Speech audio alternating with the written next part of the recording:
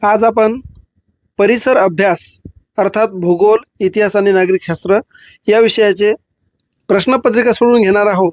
त्यामधील पहिला प्रश्न आहे, अवकाशशास्त्राचे जनक खालीलपैकी कोणाला म्हणतात? तर उत्तर आहे गॅलिलिओ. कारण गॅलिलिओ यांनी सर्वप्रथम दुर्बिणीचा वापर करून अवकाशाचे निरीक्षण केले. त्यांनी गुरूचे उपग्रह चंद्रावरील व्यूवर शोधले, म्हणून त्यांना आधुनिक अवकाशशास्त्राचे जनक मानले जाते. प्रश्न दुसरा आहे, पाण्याचा थेंब गोलाकार होण्याचे शास्त्रीय कारण खालीलपैकी कोणते आहे? तर याचं उत्तर आहे पाण्यातील पृष्ठताण. द्रवाच्या पृष्ठभागावरील रेणू एकमेकांना आतल्या बाजूने खेचतात, ज्यामुळे द्रव आपले पृष्ठभाग क्षेत्रफळ कमी राखण्याचा प्रयत्न करतो.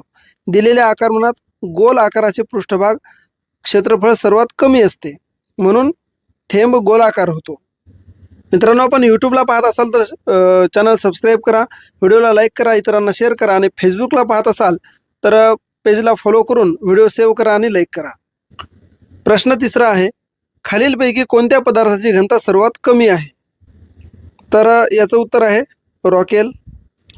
रॉकेलची घनता ही पाण्यापेक्षा सुद्धा कमी आहे, म्हणून रॉकेल पाण्यावर तरंगते. आणि मध आणि ग्लिसरीन यांची घनता तर पाण्यापेक्षाही जास्त असते. प्रश्न चौथा, विज्ञानाच्या वैशिष्ट्यात खालीलपैकी कोणत्या गोष्टीचा अंतर्भाव होऊ शकत नाही? तर याचं उत्तर आहे अंतींद्रिय सत्याचा शोध.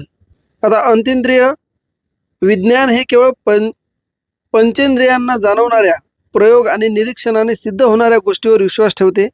ज्या गोष्टी बुद्धी आणि प्रयोगाच्या पलीकडच्या म्हणजे अंतेंद्रिय किंवा आध्यात्मिक आहेत, त्यांचा विज्ञानात अंतर्भाव होत नाही.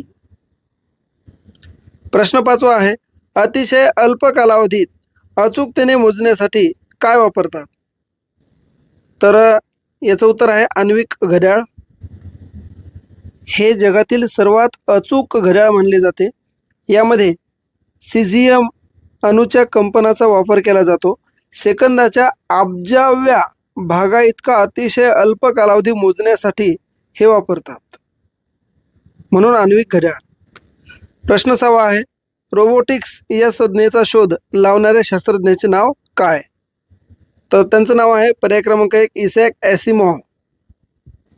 हे एक प्रसिद्ध विज्ञान कादंबरीकार आणि शास्त्रज्ञ होते. त्यांनी 1941च्या सुमारास आपल्या कथांमध्ये रोबोटिक्स हा शब्द सर्वप्रथम वापरला. कधी मित्रांनो?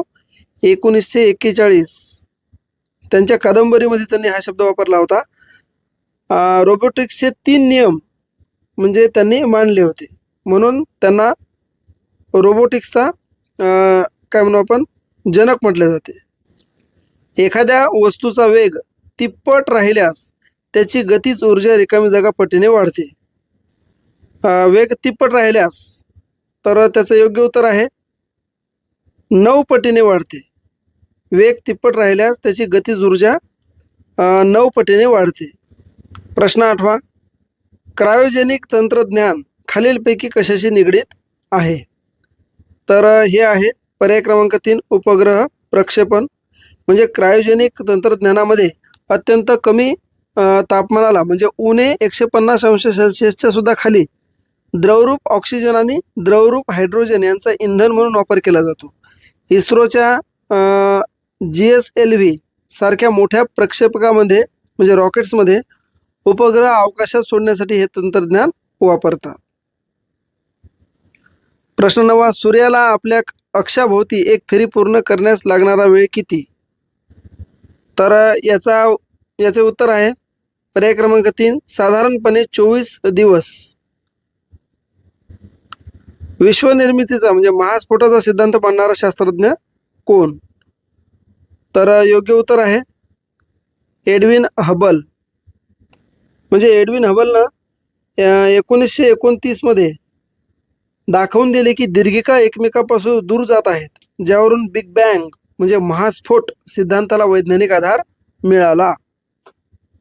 आणि याचे इतर पर्याय अल्बर्ट आइन्स्टाईन यांनी काय गुरुत्वाकर्षणाचा मांडला. स्टीफन हॉकिंग्स यांनी काय केलं? कृष्णविवरावर महास्फोटानंतरच्या विश्वाच्या स्थितीचे संशोधन केले. कोण? स्टीफन हॉकिंग्सनं. प्रश्न 11वा आहे, फुलांनी झाड बहरणे हा कोणत्या प्रकारचा बदल आहे. कोणत्या प्रकारचा बदल असेल? हे 4 पर्याय आहेत आणि हे 4 पर्याय आहेत. हे वाचायचे, याच्यावरून याचं उत्तर द्यायचं. तर आपण पर्याय क्रमांक 2 यासोबत जाणार आहे. हा कसा बदल आहे? एकतर नैसर्गिक आहे, म्हणजे आणि आवर्ती आहे. नैसर्गिक म्हणजे काय? निसर्गतः बदल होतो. आणि आवर्ती, आणि जे बदल ठराविक काळानंतर पुन्हा पुन्हा घडतात, जसे की दिवस रात्र किंवा झाड बहरणे, हे एका विशिष्ट काळानंतरच बहरते. प्रश्न 12वा आहे, कार्य म्हणजे रिकामी जागा. तर योग्य उत्तर आहे, कार्य म्हणजे बल गुणिले विस्थापन, पर्याय क्रमांक 4. तर फिजिक्समध्ये अर्थात भौतिकशास्त्रामध्ये जेव्हा एखाद्या वस्तूवर बल म्हणजे फोर्स लावले जाते आणि त्या वस्तूचे बलाच्या दिशेने विस्थापन म्हणजे डिस्प्लेसमेंट होते, तेव्हा कार्य म्हणजे वर्क झाले असे म्हणतात. त्याच्यामुळे पर्याय क्रमांक 4. प्रश्न 13वा आहे, पदार्थाचे वजन म्हणजे रिकामी जागा. पदार्थाचे वजन म्हणजे काय? तर पदार्थावरील गुरुत्वीय बल. वजन म्हणजे पृथ्वी किंवा कोणतीही खगोलीय वस्तू एखाद्या वस्तूला ज्या गुरुत्वीय बलाने आपल्या केंद्राकडे खेचते, ते बल होय. त्यामुळे जागा बदलली की वजन सुद्धा बदलते. म्हणजे पृथ्वीवर जे वजन असेल ते चंद्रावर किंवा मंगळावर असेल असं नाही, तर ते वजन वेगवेगळं असणार आहे. प्रश्न 14वा आहे, खालीलपैकी कोणता प्राणी हडप्पा संस्कृतीतील मुद्रांवर आढळत नाही? तर कोणता प्राणी आढळत नाही? गाय आढळत नाही. हडप्पा संस्कृतीतील लोकांना बैलाविषयी, विशेषतः वशिंड असलेला बैल, प्रचंड आदर होता त्या बैलाविषयी, परंतु त्यांच्या मुद्रांवर गाय या प्राण्याचे चित्र कुठेही आजपर्यंत आढळलेले नाही. वैदिक काळात गायला महत्त्व आले. आता इथे हत्ती, गेंडा, वाघ, हडप्पाकालीन पशुपती मुद्रेवर आणि इतर मुद्रावर हत्ती, गेंडा, वाघ, म्हैस आणि हरिण या प्राण्यांची चित्रे प्रामुख्याने आढळतात, परंतु गायीचं आढळत नाही. खालीलपैकी कोणत्या मुघल सम्राटाने बुलंद दरवाजा बांधला? तर योग्य उत्तर आहे अकबर. मुघल सम्राट अकबरने 1573 मध्ये केलेल्या गुजरात विजयाच्या स्मरणार्थ फत्तेपूर सिक्री येथे जगातील सर्वात मोठा प्रवेशद्वार असलेला बुलंद दरवाजा बांधला. कुठे? फत्तेपूर सिक्री. आता इतर जे हुमायून कोण होते? ते अकबराचे वडील होते, ज्यांनी दिल्लीत दिनपणा हा शहर वसवले होते. शहाजहानने, आपल्याला माहिती आहे, आग्रा येथे ताजमहाल आणि दिल्लीत लाल किल्ला बांधला होता. कोणी? शहाजहानने. आणि बाबर मुघल साम्राज्याचा संस्थापक होता, बाबर. प्रश्न 16वा, सिल्वर ज्युबिली रूरल ट्रेनिंग कॉलेजची स्थापना खालीलपैकी कोणी केली? तर कोणी केली?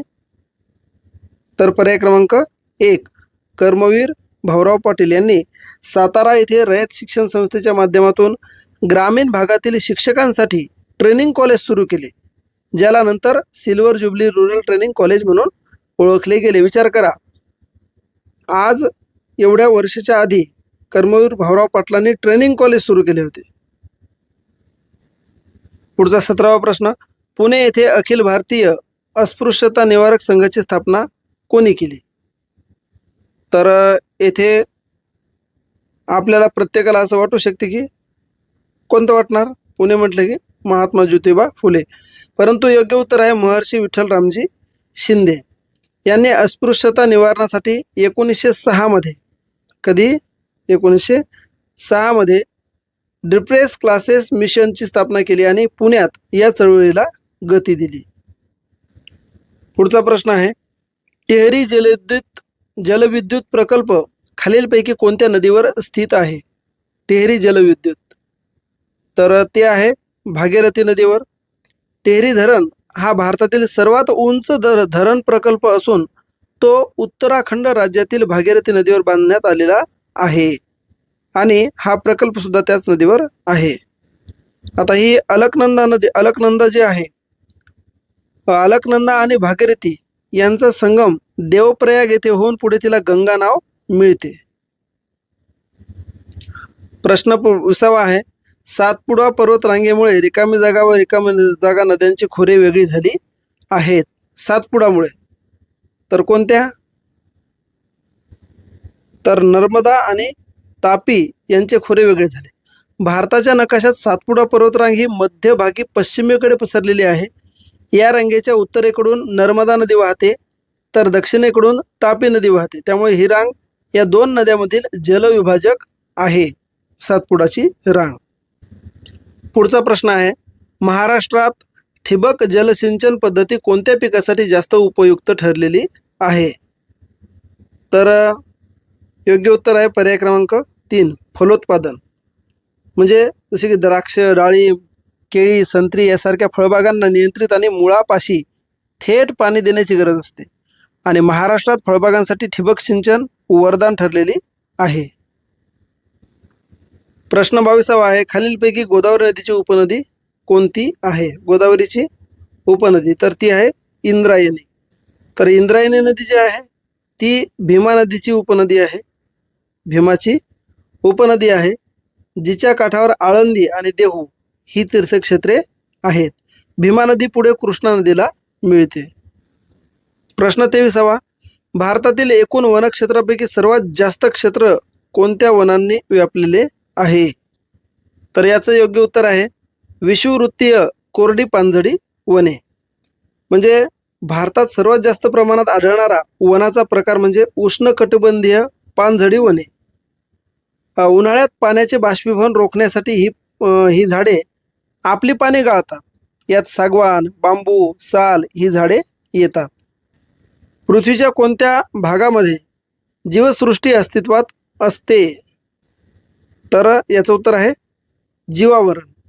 पृथ्वीवरील शिलावरण म्हणजे जमीन, जलावरण म्हणजे पाणी आणि वातावरण म्हणजे हवा, या तिन्हींचा असा भाग जिथे सजीवसृष्टी जगू शकते त्या एकत्रित भागाला आपण जीवावरण म्हणतो. प्रश्न 26, राष्ट्रपती आपला राजीनामा कोणाकडे देतात? कोणाकडे देतात तर उपराष्ट्रपती यांच्याकडे देतात. भारतीय संविधानाच्या कलम 56 कंसात 1 कंसात परत अ नुसार राष्ट्रपती आपल्या राजीनामा स्वतःच्या स्वाक्षरीने उपराष्ट्रपतींना उद्देशून देतात. उपराष्ट्रपती याची माहिती तात्काळ लोकसभेच्या सभापतींना देतात. प्रश्न 27 आहे, संसदेमध्ये गणपूर्तीसाठी एकूण सदस्यांच्या रिकामी जागा सदस्य उपस्थित असावे लागतात. गणपूर्तीसाठी तर किती सदस्य लागतात? तर याचं उत्तर आहे 1. प्रश्न 28, राज्याच्या विधानसभेत धन विधेयक मांडण्यासाठी खालीलपैकी कोणाची पूर्वपरवानगी लागते? धन विधेयक तर यामध्ये योग्य उत्तर आहे राज्यपालाची पूर्वपरवानगी लागते. आणि नेहमीप्रमाणे शेवटचा प्रश्न जो आहे, घटनात्मक उपयोजनांचा अधिकार राज्यातील कोणत्या कलमात नमूद केला आहे? आणि याचे उत्तर तुम्हाला कॉमेंट करून सांगायचे आहे आणि आपण नक्की कॉमेंट कराल ही अपेक्षा करतो. आपण यूट्यूबला पाहत असाल तर चॅनल सबस्क्राईब करा, फेसबुकला पाहत असाल तर फॉलो करा, व्हिडिओ सेव्ह करा, व्हिडिओला लाईक करा. लवकरच पुन्हा नवीन व्हिडिओमध्ये भेटू. तोपर्यंत जय हिंद, जय महाराष्ट्र.